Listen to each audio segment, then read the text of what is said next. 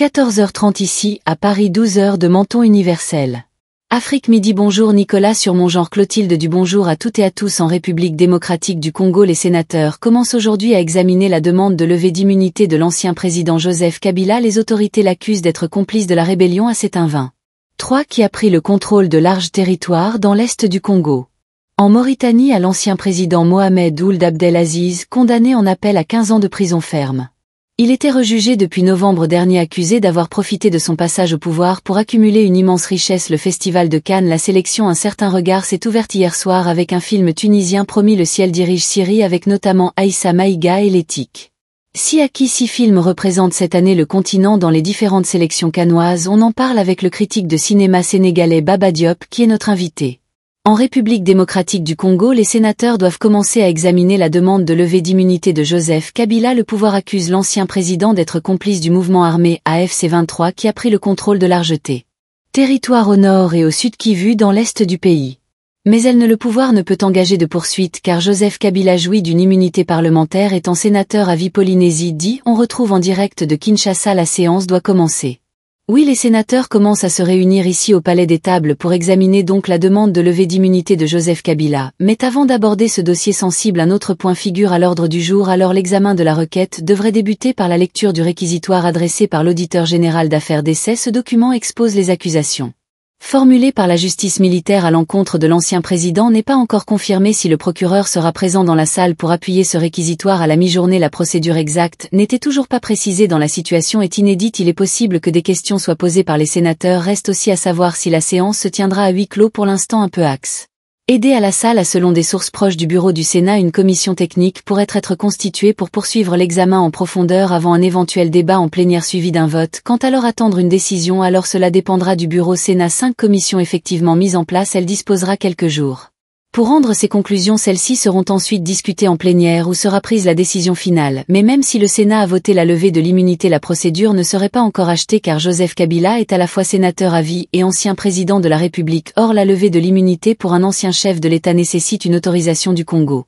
c'est-à-dire une réunion conjointe des deux chambres du Parlement. On ne peut pas dissocier les deux statuts, explique un spécialiste interrogé ce matin. Il souligne que quelle que soit l'issue du jeu, le processus s'annonce encore long. Polynésie en direct de Kinshasa, RDC, où un député Willy Michigan adresse une question à 3 membres du gouvernement, les ministres de la Justice, du Budget et des Finances. Ils demandent des clarifications sur un projet de construction d'une prison à Kisangani sur lequel planant un soupçon de détournement de près de 20 millions de dollars. L'élu dénonce de graves irrégularités dans la passation du Maroc attribué à une entreprise Passion. Dit le député Willy Chiki s'appuie sur une lettre de la cellule nationale de renseignement financier, la Sénarev, adressée à la première ministre Julie Semiloin, dans laquelle il est indiqué que le contrat n'a pas été validé par les autorités compétentes. La même correspondance révèle que 19 millions de dollars ont été déjà déposés sur un compte bancaire à une société privée des constructions. Interrogé par Vérifie, le ministre de la Justice Constant Boutombar reconnaît l'existence d'un projet de construction d'une prison à Kisangani qu'il qualifie des priorités nationales pour désengorger les prisons de la région. Il évoque lui un projet d'un coût global de 29 millions de dollars.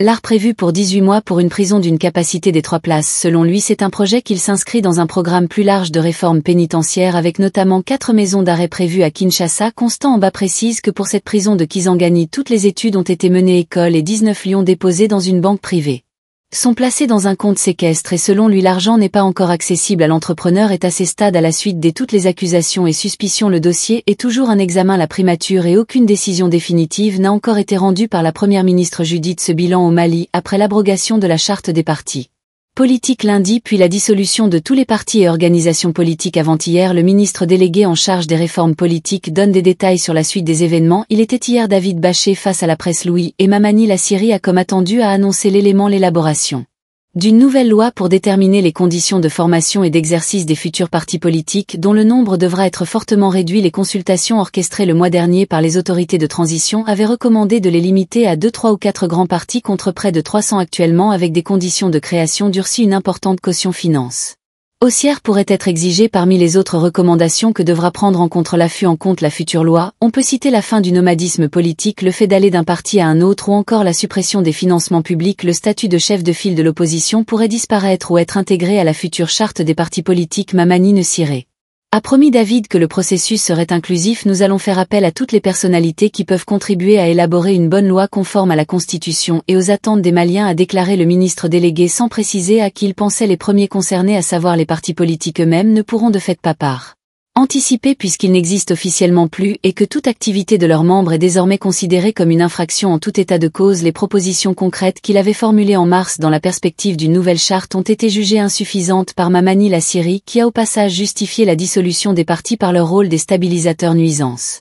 Selon lui, à l'ordre public, autant d'explications fallacieuses pour les dirigeants politiques joints par Éric Fille, qui assure que leur combat pour les droits des Maliens et pour la démocratie va se poursuivre en Mauritanie. L'ancien président Mohamed Ould Abdelaziz, condamné hier à 15 ans de prison ferme, il était jugé en appel depuis novembre 2024, accusé d'avoir profité de son passage au pouvoir pour s'enrichir. Finalement, il a été condamné à une peine beaucoup plus lourde qu'en première instance, 15 ans au lieu de 5. Il réalisa un vestor-off après 6 mois d'un nouveau procès au cours duquel l'ex-chef d'État mauritanien a dû justifier de l'origine de sa fortune après 10 ans au pouvoir. Le juge a une nouvelle fois estimé que Mohamed Ould Abdelaziz s'était rendu coupable d'enrichissement illicite et de trafic d'influence, mais aussi de blanchiment, ce qui explique la peine de 15 ans de prison au lieu des 5 en première instance. Taleb Brayar, l'un des avocats de l'ex-président, dénonce: verdict, c'est injustifié, c'est d'ailleurs salle de bain. Problème qu'une décision soit sévère, ça peut se comprendre, mais qu'une panne intervient comme cela sans être fondée sur aucun critère légal, ça veut dire qu'il y a d'autres éléments qui a les œufs qui ne sont pas les éléments de la procédure. L'argument de la défense est de dire que le blanchiment ne pouvait pas être retenu car la loi sur ce crime aurait été promulguée après le début du procès. Faut répondre les avocats de la partie civile. Pour les gourmands Abdoul, la culpabilité de Mohamed Ould Abdelaziz ne fait pas de doute. Ould Abdelaziz n'a pas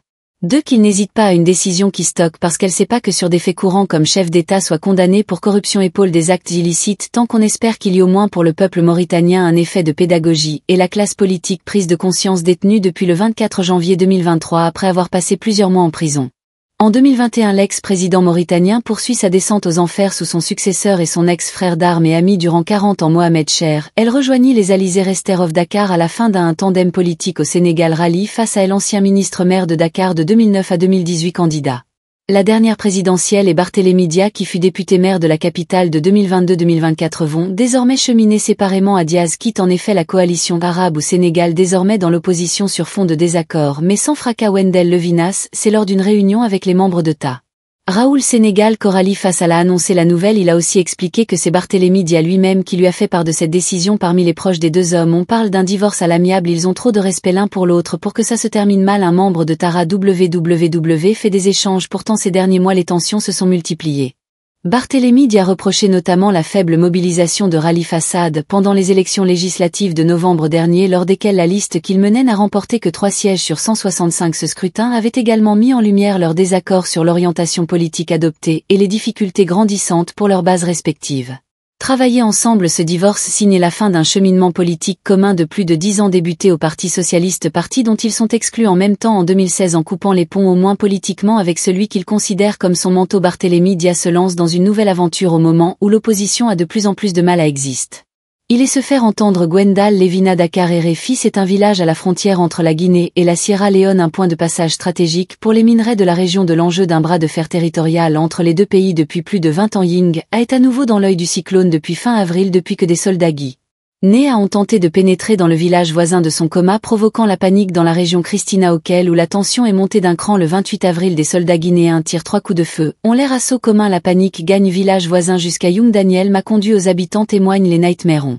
Entendu 3 coups de feu, les gens ont eu peur et ont fui vers Gwen. Du lendemain, les militaires guinéens ont empêché tout retour à Guingamp. La face à l'incursion, les autorités lyonnaises des cordons de sécurité et acheminent de l'aide aux déplacés. Mais ces litiges remontent à loin, à la guerre civile des années 90. À l'époque, Ritan avait APS Conakry à l'aide des puits. Les troupes guinéennes n'ont jamais vraiment quitté Yang. 10 Mefi Kaba, ministre des Affaires étrangères lyonnais, dénonce la mauvaise foi des soldats guinéens. Bois Doyen abaisse lèvres à chaque fois qu'on engage le dialogue au plus haut niveau. Il accepte de partir, mais une fois les diplomates rentrés dans leur capitale, ils reviennent. Mais cette fois nous mettons une pression maximale. Ils doivent comprendre que Jung appartient à la Sierra Leone et que nous allons protéger nos frontières. Qui informe Kenneth, la Sierra Leone menace de saisir la CEDEAO, l'Union africaine et même la Cour internationale de justice. Mais pour des habitants, c'est surtout de leur quotidien est en jeu.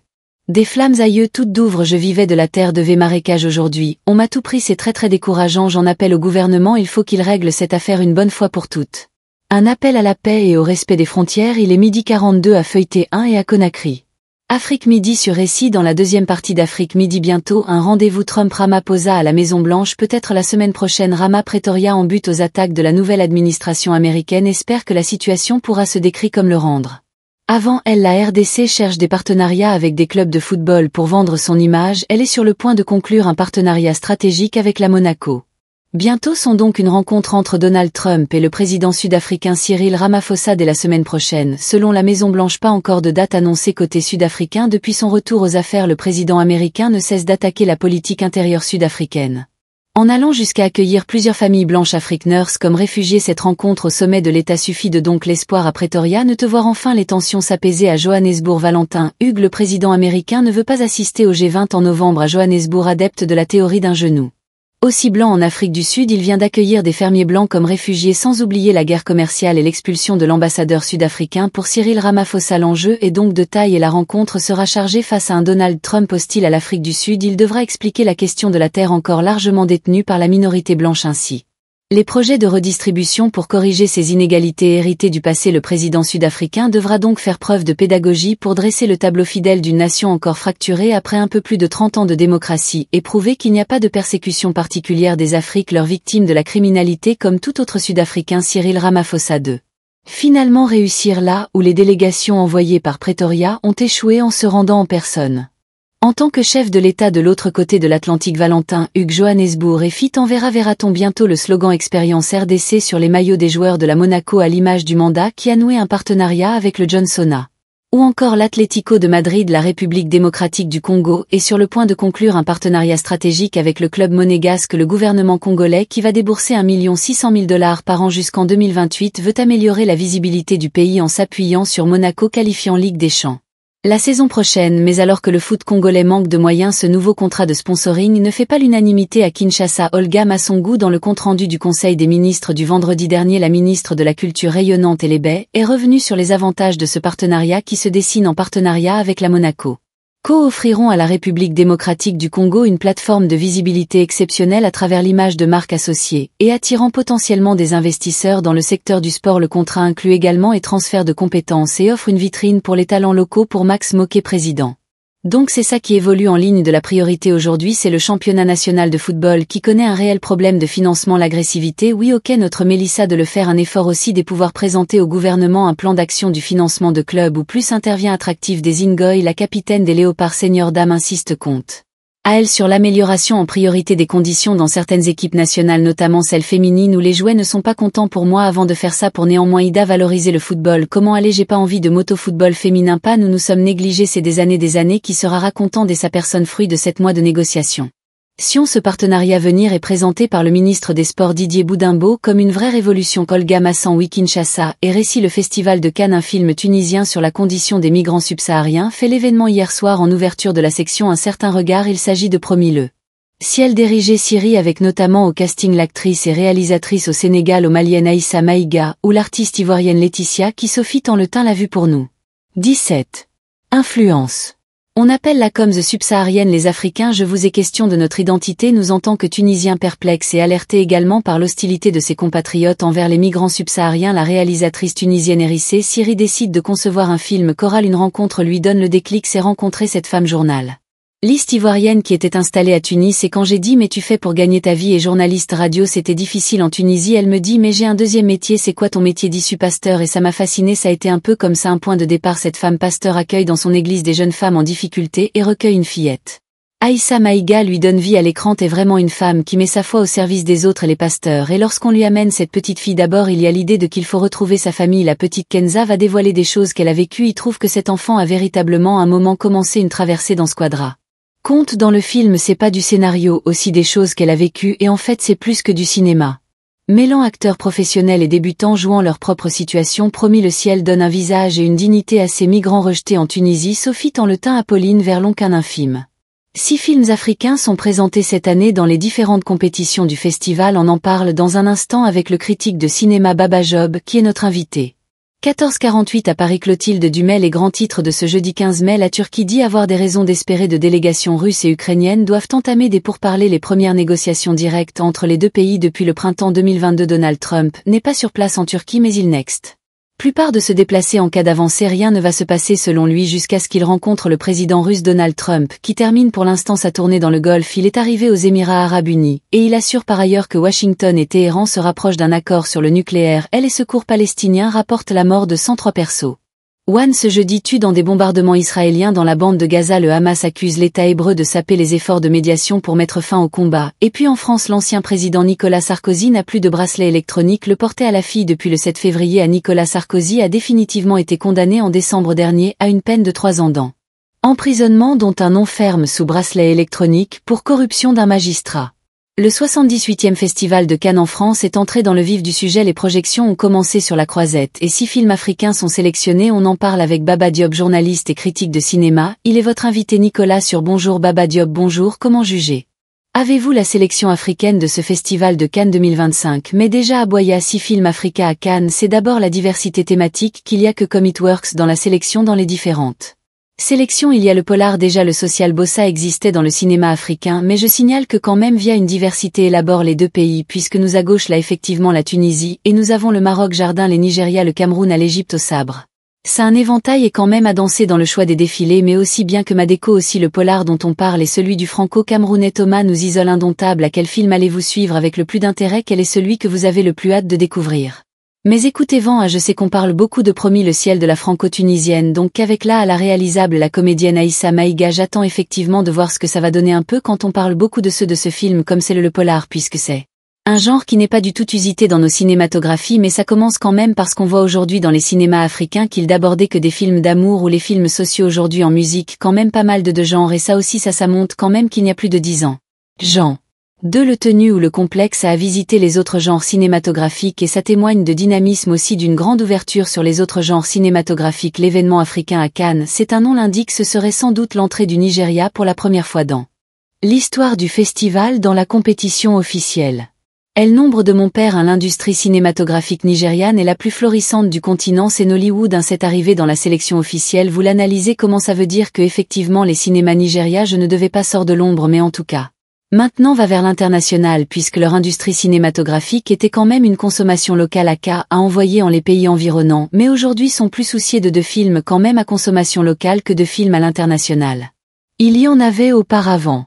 Bon, les Olaches et un bon ça existait, mais aujourd'hui avec moi pendant un bon moment on n'a pas vers l'international de films au Nigeria. Ça c'est à saluer, grâce à dire que Stan pas maintenant colis à une évolution de cette cinématographie nigériane qui a beaucoup misé sur le local et non pas à l'international. C'est le signe que la production nigériane atteint désormais une qualité de standard international. Oui, c'est une ouverture, c'est peut-être une nouvelle option, en tout cas il y a peut-être une catégorie des réalisateurs qui ira vers l'international, mais le gros de la production sera une consommation locale. Ça c'est certain que les Nigeria, pour mise sur la rentabilité de l'heure de la firme plus le dynamisme de leur industrie cinématographique, Nollywood année en exemple sur les films qui sont présentés à Cannes 3 sont le feu. Puis de binationaux, en quelque sorte un issu de la diaspora. Comment est-ce que vous l'analysez Baba Diop? Oui, ça veut dire qu'effectivement la rue pour la diaspora représente beaucoup l'Afrique, mais je le vois aussi bien au Sénégal et avec la magie et avec Alain Bon, ça veut dire que sont les binationaux blagues. Voilà, mais qui représente très bien le cinéma africain puisqu'elle vient de tourner dans leur pays d'origine, mais ne tourne pas spécifiquement en France. Ça aussi ça veut dire que les deux bénéficient aussi bien les réalisateurs locaux qui sont là, surtout les techniciens, quand elles tournaient ici de leur pays d'origine, que la France aussi. Et quelle thématique porte-t-il spécifiquement selon vous? Ayez à l'immigration par exemple, il y a l'immigration qu'elle a, comme je l'ai dit aussi hier, le polar aussi Kéops social à la Tunisie, effectivement se penchant sur l'émigration, l'autre l'aspect d'immigration, mais aussi cette manière de travailler aussi bien avec des professionnels et des non-professionnels. Merci Baba Diop, cet entretien sera à retrouver sur le www.récit.fr. Et sur nos applications rubrique invité onglet invité d'Afrique Midi. Le 78e Festival de Cannes, c'est jusqu'au 24 mai, c'est une discipline proche de l'acrobatie qui consiste à franchir rapidement une série d'obstacles en milieu urbain. Le parcours avec un cas a débarqué à Madagascar il y a 20 ans. Déjà aujourd'hui 4 athlètes de la Grande Île et leurs coachs se battent pour voir leur équipe s'envoler au complet vers la Coupe du Monde de parcours. Elle est prévue à Montpellier dans le sud de la France le 28 mai prochain. En Tananarive, le reportage sur les traces de cette équipe de notre correspondante Pauline Le Troquet, avant 3-2-1. Honnêtement, sur les hauteurs de l'Aquitaine, les trompes s'agrippent et semblent voler au-dessus du mobilier urbain. C'est dans son jardin public les sportifs 130. Mais la délégation malgache votre mesurons un tout autre terrain de jeu. La Coupe du Monde en France, problème après un imprévu de financement. L'un des 4 sorties sélectionnées n'a plus de billets d'avion, garantit l'absence En avez-vous même, c'est tout l'équilibre de l'équipe qui se joue. On s'est entraîné ensemble pendant plusieurs mois. Si on part à 5 être qu'on sort le moral, on peut s'entraider tant c'est pour ça qu'on lance des canetons ligne. Espérer aussi de trouver d'autres financements de la part de sponsor s'il y a une possibilité de partir. Je me sens prêt novembre, sois sûr. Les sportifs répètent une figure à maîtriser le jour, vous soulignez, et le regard rassurant de Stalinien Antonio, leur entraîneur. On tient à ce que l'équipe part en complet parce que fait des athlètes qui sont très fusionnels et surtout pour montrer au monde entier que Madagascar existe, on a du talent. Cet autodidacte éduqué par le parcours, dit-il, a confondé Fraser Guess, la toute première association qui promeut discipline, sont largement participé ces dernières années à professionnaliser le parcours. Mêle de sang dans l'entourage, m'entraîner sur des chaussures pas adaptées du tout et qui faisaient super mal, et à l'époque compte commencer à faire du parcours. Avait pas de technique, mais non qu'on a beaucoup d'expertise. On a travaillé sur les méthodologies, la pédagogie, on sait comment enseigner le parcours d'une manière sécurisée et changer de chaussures beaucoup plus adaptées, mais le soutien de l'État Hibou Fédération n'a pas suivi la transformation de la discipline, voire des sportifs livrés à elles-mêmes n'a rien d'étonnant. Pour nous accueillir où fut résolu Arceau, ancien athlète de haut niveau et sociologue du sport. Quand j'ai participé au marathon de Paris par exemple en 2006, ainsi moi j'étais mon coach, j'étais mon argent, j'étais mon préparateur physique, j'étais mon nutritionniste, donc ça fait presque 20 ans, ça n'a pas changé. Les Jeux Olympiques de Paris, on peut aussi entraîner leur lot de déceptions et de promesses. Le gouvernement entend doubler le nombre d'athlètes Noël de Jeux de Los Angeles et son 2028 naîtront qui ont Antananarivo. Ici c'est à Antananarivo que se referme cette demi-heure africaine réalisée et préparée avec Laurent Ancoro, Benoît Raymond et Pierre Vallée. Merci, et merci à vous de nous avoir suivis. Dans 2 minutes le rendez-vous de Haïti et des Amériques. De à la CRSI, c'est pas du vent. Anne-Cécile Bras. Pourquoi les personnes les plus vulnérables aux dégradations environnementales sont celles que nous entendons moins? Femmes pauvres et personnes non blanches semblent éloignées de l'écologie politique alors qu'elles ne sont ni absentes ni nos invités nous expliquent pourquoi c'est pas du vent. Anne-Cécile Bras, du mercredi au vendredi à partir de 14 ans. Distingue CRSI. Priorité santé. Caroline Paris vous invite à poser vos questions sur le thème de demain. Dans notre émission Questions de femmes, prendre soin de sa peau, acnéique, eczéma, psoriasis, une dermatologue répond à toutes vos questions. Contactez-nous sur WhatsApp au 33 761 18 46 41 ou à priorité.santé@récit et faire Priorité Santé avec Sono Assurance du lundi au vendredi à bas. Tir de 9h d'ITU sur RFI. Pourquoi les filles 10 ans? Quelle démocratie? Julien Transval aéré. Si nous descendons les principes démocratiques, une volonté de mainmise de l'Occident pour certains de nos auditeurs, mais si nous parlons de démocratie en temps sur nos antennes, c'est parce qu'elle est bien souvent menacée ces jours-ci un peu partout dans le monde. Écoutez Pourquoi indéfinissable avec l'huile et Transval tous les vendredis à 19h41 et en podcast sur LFI pour y faire moins de raconter le monde sans fond, saccader un enfant vif et turbulent, playboy fonceur et flambé, mais aussi un héritier petit-fils du fondateur de la Fiat, le sénateur Giovanni Anellide. Dans une biographie entre mythe et tragédie, Stéphanie Deor nous raconte Gianni Agnelli, une saga à l'italienne passionnée passionnelle.